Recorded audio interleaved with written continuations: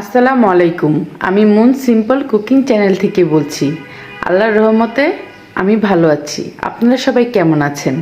প্রথমে আমার ভিডিওটি দেখা মাত্রই একটি লাইক দিয়ে দিবেন আর আমার পাশে থেকে আমার পুরো ভিডিওটি দেখবেন। তো আজ আমি আপনাদেরকে তৈরি করে দেখাচ্ছি গরুর মাংস আলু দিয়ে পাতলা ঝোল।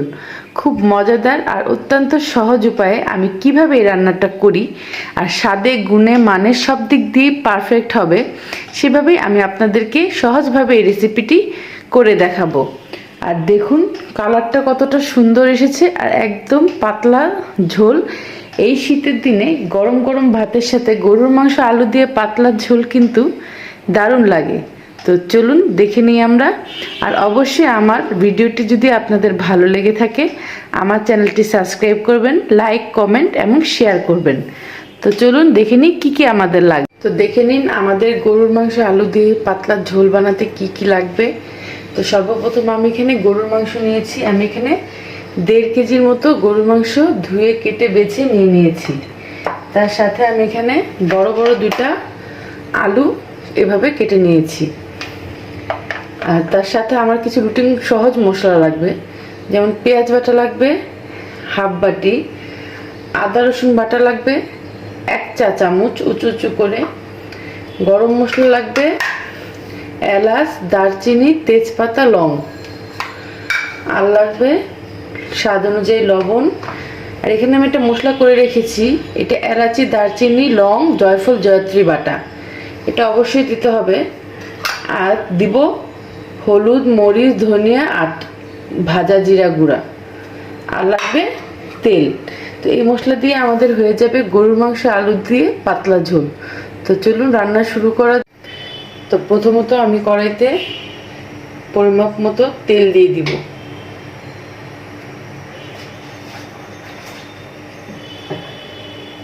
তেলটা একটু গরম হলেই এখানে আমি গোটা গরম মশলাটা দিয়ে দিব। আমার গরম মশলাটা একটু ভাজা হয়ে গিয়েছে। এখন আমি এই পেঁয়াজ বাটাটা দিয়ে দিলাম।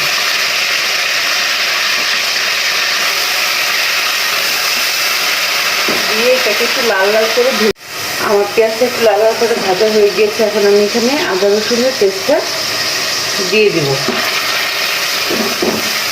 দিয়ে এটাকে ভালো মতো কষিয়ে নেব লাল লাল হওয়া পর্যন্ত। আমার পেঁয়াজটা লাল লাল করা হয়ে গিয়েছে। এখন আমি এখানে আমার এই শুকনো মশলাগুলো আমি অ্যাড করব। হলুদ দিয়ে দিলাম,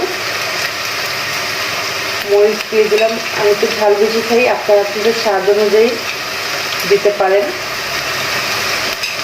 ধনিয়া দিয়ে দিলাম, দিয়ে এটাকে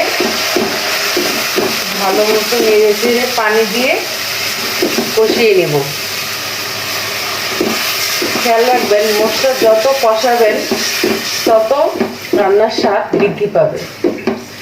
তো চলুন আমরা এটাকে একটু ভালো মতো তেল ছাড়া পর্যন্ত কষিয়ে নিই। তার সাথে দিয়ে দিব স্বাদ অনুযায়ী লবণ।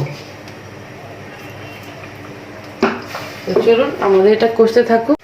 তো দেখুন আমাদের মশলাটা তেল ছেড়ে দিয়েছে, আমাদের মশলাটা কষানো হয়ে গিয়েছে। এখন আমি এই মাংসটা এটার মধ্যে দিয়ে দিব। আর অবশ্যই বন্ধুরা আমার ভিডিওটিতে আপনারা অবশ্যই দেখা মাত্রই কিন্তু লাইক দিয়ে দিবেন, এটা আমার অনুরোধ রইল। আপনারা আমার পাশে থাকবেন, আমিও আপনাদের পাশে থাকব। এভাবেই আমরা একে অপরের সাথে এগিয়ে যাব। আপনারা আমার লক্ষ্মী বন্ধু, আশা করব আপনারা আমাকে সাপোর্ট করবেন। আমার ভিডিওটি ভালো লাগলে আমার চ্যানেলটিকে সাবস্ক্রাইব করবেন। তো দেখুন আমরা মাংসটা দিয়ে দিলাম। এখন ভালো মতো আমরা মাংসটা কষিয়ে মাংসটা পানি শুকিয়ে যাওয়া পর্যন্ত কষিয়ে নেব। তো দেখুন আমাদের মাংসটা অনেকটাই কষানো হয়ে গিয়েছে। এখন আমরা যে এই মশলাটা করে রেখেছিলাম, এখানে আমি এলাচি, দারচিনি, জয়ফল, জয়ত্রী আর লং দিয়ে একটা মশলা বেটে রেখেছি, সেটা দিব। এই মশলাটা দিলে বাটা মশলাটা মাংসের গ্রামটা খুব সুন্দর আসে। অনেকেই বলে যে ওনারা গরুর মাংস রান্না করলে হোটেলের মতো ফ্লেভার পাওয়া যায় না। তো আশা করব আপনারা যদি এভাবে রান্না করেন অবশ্যই আপনারা ওই ফ্লেভারটা পাবেন। তো এটা আমরা সামান্য একটু দিলাম, দিয়ে এটাকে ভালো মতো নেড়ে চেড়ে কষিয়ে 75% এটাকে আমরা সিদ্ধ করে নেব। মাংসটা 75% সিদ্ধ করার পর আলুটা দিলে আলুটা পরে মাংসটা হতে হতে সুন্দর মতো কুক হয়ে যায়। তো চলুন আমরা ফিরে আসছি মাংসটা রান্না করে। তো দেখুন আমাদের মাংসটা 75%-এর মতো সিদ্ধ হয়ে গিয়েছে। এখন আমরা এই আলুটাকে দিয়ে দিব, দিয়ে এখন আলুটার সাথে ভালো মতো আমরা এটাকে একটু নেড়ে চেড়ে দিব। দিয়ে যেহেতু এখানে আমাদের পাতলা ঝোল হবে, আমরা এখানে একটু পানি ইউজ করব। দেখুন আমরা এখানে পরিমাপ মতো পানি দিয়ে দিচ্ছি, দিয়ে এখন আমরা পুরো ভালো মতো আলুটাকে আর মাংসটাকে সিদ্ধ হতে দিব। তো দেখুন আমার গরু মাংসটা হয়ে গিয়েছে। এখন যেহেতু আমি পাতলা ঝোল, এর জন্য আমি একটু ঝোল রেখেছি। এখন আমি এই টালা ভাজা জিরা গুঁড়াটা এর উপরে দিয়ে দিব। আমি 1 চামচের মতো দিলাম, আপনারা পরিমাপ মতো এটা দিয়ে দিবেন। দিয়ে এখন আমি এটা একটু আস্তে আস্তে আর একটু তেল ওঠা পর্যন্ত হতে দিব। তাহলে তৈরি হয়ে যাবে আমাদের গরুর মাংসের পাতলা ঝোল। দেখুন কতটা ইয়ামি আর সুস্বাদু হয়েছে দেখতে। তো একটু হয়ে নেই, তারপরে আপনাদের দেখ। তো দেখুন আমার গরুর মাংসটা রান্না হয়ে গিয়েছে, আর কতটা সুন্দর কালার এসেছে আর কতটা ইয়ামি লাগছে। টেস্টও কিন্তু খুবই মজাদার হয়েছে। তা আশা করব আমার এই ভিডিওটি আপনাদের ভালো লেগেছে।